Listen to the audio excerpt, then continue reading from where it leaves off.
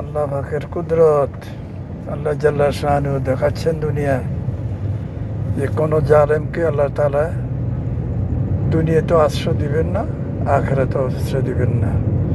দুনিয়ার মধ্যে যারা জুলুম করছে তারা দুনিয়ার মধ্যেও সেই বক্তব্যকে সেই সাজা পাইয়েছেন, আখিরাতেও জাহান্নামে যাবেন।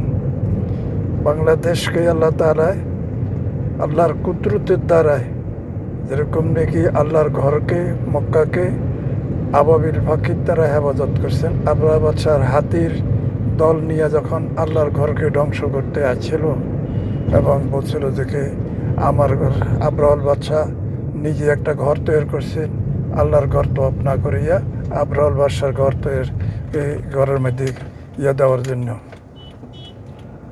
আল্লাহ জাল্লা শাহানু তখন এই আবরাল বাদশার হাতির দল যখন নিয়ে আসছে তখন এই দলকে আল্লাহ জাল্লা শাহানু তখন হুজুর সাল্লাল্লাহু আলাইহি সাল্লামের দাদা আল্লাহর ঘরকে ধরিয়া কাঁদছিল যে আল্লাহ তোমার ঘর তুমি হেফাজত করো, তোমার ঘর।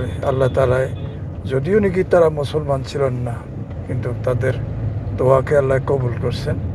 এই বাদশার এই হাতির দল নিয়ে যখন নাকি আল্লাহর ঘর ধ্বংস করবে, শুধু আবাবিল ফাঁকি, ছোট্ট একটা ফাঁকি আল্লাহ পাকের কুদরতের দ্বারা পাথর উঠাইয়া তারপরে ওই এই বাদশার সেই সৈন্য দল এবং হাতির দলের একটা পাথর ফাটছে আর এটা বুলেটের মতো সব ধ্বংস হয়ে গেছে।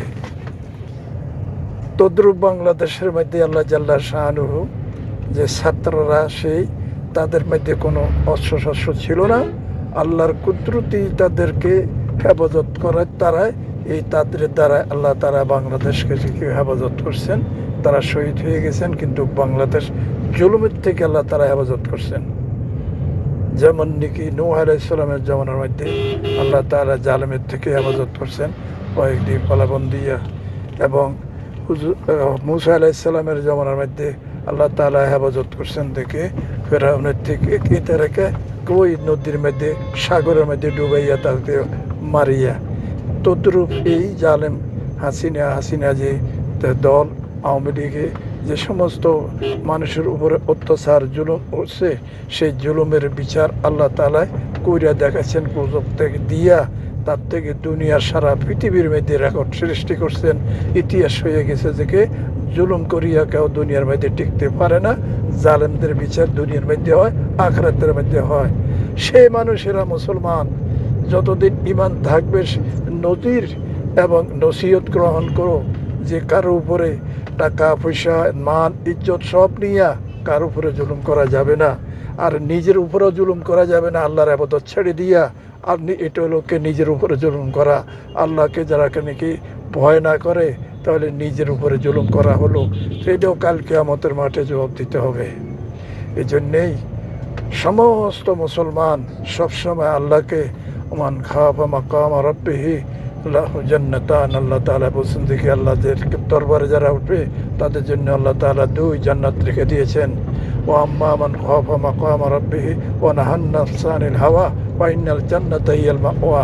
যে ব্যক্তি নাকি আল্লাহকে ভয় করবে এবং ভয় করিয়া চলবে এবং আল্লাহর দরবারে উঠতে হবে সেই কথা তার স্মরণ থাকবে, চলিয়া তার আল্লাহর ইবাদত বন্দেগী করবে, সেই ব্যক্তিকে আল্লাহ তাআলা জান্নাত দিবেন। তদ্রূপ তোমরা যা আমাদের এই কর্তব্য এবং দায়িত্ব, সমস্ত সময় নিজের নফসকেও হেফাজত করতে হবে। নিজেকেও জুলুম করতে পারবে না। নিজের নফসের জুলুম হলো গুনার কাজ করা, পরের হক নষ্ট করা, পরকে জবরদস্তি করা, পরকে দখল করা, পরের জমিন দখল করা, ওদের গীবত শিকায়েত করা, পরকে গালি দেওয়া। আল্লাহ জাল্লা শাহানু এই সমস্ত কাজের থেকে সবাইকে হেফাজত করুক এবং বাংলাদেশকে আল্লাহ জাল্লা শাহানু শান্তির দেশ বানাইয়া সমস্ত মুসলমানের ইমানকে মজবুত করিয়া চলার তৌফিক দান করুক। ওমা আলাইনা ইল্লাল বালাগ।